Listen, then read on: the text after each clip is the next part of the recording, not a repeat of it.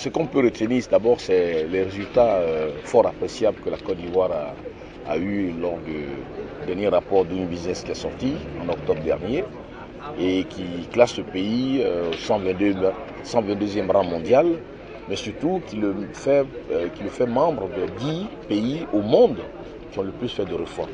Je crois que ça, c'est quand même un élément assez important qui dénote donc de l'activité gouvernementale, de la réussite de l'activité gouvernementale qui s'inscrit dans la vision du chef de l'État, le président Alassane Ouattara, de faire de la Côte d'Ivoire un pays émergent. Je crois que ça, c'est des éléments qui sont à noter, qu'une institution remarquable comme la Banque mondiale sorte des rapports de ce genre qui confortent notre position, qui conforte la croissance économique que nous avons, qui conforte les activités économiques que nous menons, est une chose qui est assez intéressante pour le monde des investissements privés.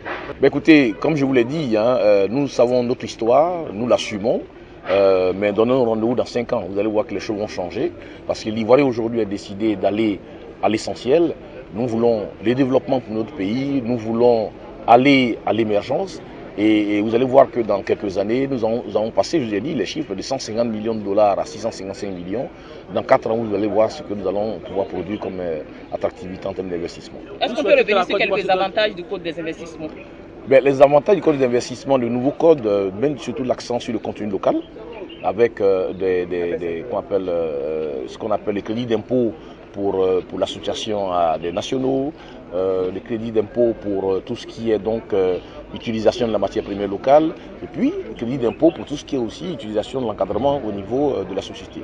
Le nouveau code des investissements a une particularité, c'est qu'elle classifie désormais les secteurs d'activité en secteurs prioritaires et en secteurs non prioritaires.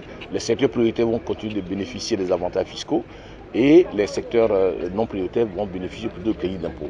Nous avons une grande nouveauté, c'est que les droits de douane seront cette fois-ci à 100% exonérés. Jusqu'à présent, c'était à 40 et 60%.